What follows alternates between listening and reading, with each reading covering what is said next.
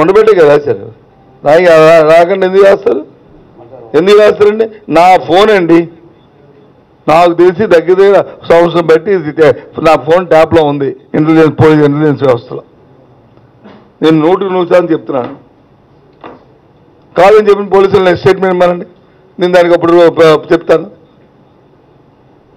1 year బట్టి అయినా నేను దీంట్లో మాట్లాడతాను. ఏముంది, నేనే విద్రోహశక్తులు చేస్తారా, లేదా దేశద్రోహం చేస్తారా? కాబట్టి రాజకీయంగా వాళ్ళతో వెళ్తూ మాట్లాడి తెలిసిపోతే దానికి తగ్గట్టు కార్యక్రమాలు నడిపించుకుంటాం.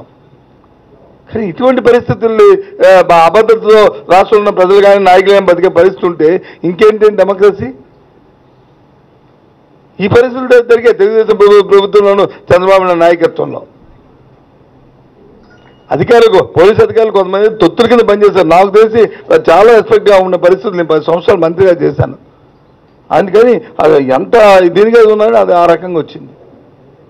బాధ అనిపిస్తుంది సత్యం ఆ మాటలు విన్నా, అప్పుడు చూసిన మనీ చూస్తే.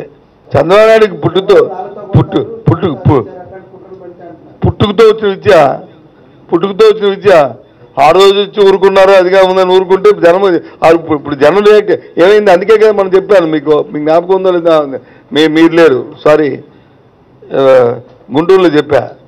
ఆ రోజు 23 మంది ఎమ్మెల్యేలని తీసుకెళ్ళినప్పుడు మా పార్టీ కంప్లైంట్ చేసినప్పుడు స్పీకర్గా ఉన్న కోడెల శివప్రసాద్ అనే వ్యక్తి దాని మీద రెస్పాండ్ అయ్యి కనీసం వాళ్ళకి నోటీస్ చేయవలసిన పరిస్థితి ఉంది. నోటీస్ చేయనప్పుడు శాసనసభ యావత్తు కూడా అతను అభిషేకించి అక్కడే ఆయన్ని మందలించవలసిన పరిస్థితి ఉంది. అది ఆ కార్యక్రమం చేయలేదు కాబట్టి ఆ నియోజకవర్గం ప్రజలు బుద్ధి చెప్పారు. అదే వాళ్ళు చేస్తుంటే శివప్రసాద్ అంత పెంచి విడిపోయి విరవీగేవాడు కాదు. అది చేయకపోవడం వల్ల ప్రజలు వచ్చి రియాక్ట్ అయ్యారు కదా.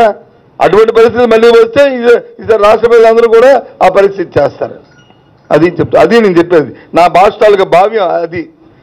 అంతేగాని అటాకులు చేయమని కానీ లేకపోతే చేయమని కానీ ఈ కార్యక్రమం కాదు. నా భావ్యం అది, నా భాష తాలూకా నా అభిప్రాయం అది.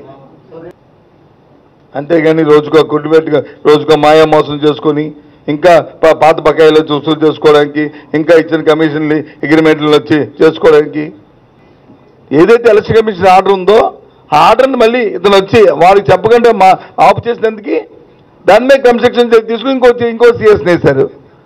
ఆ సీఎస్ ఎవరైతే సీనియర్ ఉందో ఆ సీనియర్ వేశారు. అంతేగాని ఏమో ఎక్కడి నుంచో ఏ రకంగా వేశారు, ఏ రకంగా వేశారో ఎవరికి కూడా తెలియదు, వాళ్ళే వేశారు. దాని మీద అంత రియాక్ట్ అవ్వాల్సిన అవసరమే వచ్చింది, సబ్స్టాండర్డ్గా మాట్లాడాల్సిన అవసరమే వచ్చింది. చంద్రబాబు నాయుడు పవిత్రుడా? ఈయన ముఖ్యమంత్రిగా ఉంటున్నాడు, ఈయన కోర్టు నుంచి స్టేలు తెచ్చుకోలేదా, ఈయన రాష్ట్రాన్ని దోచుకు తినలేదా, ఈయన చెప్తాడు.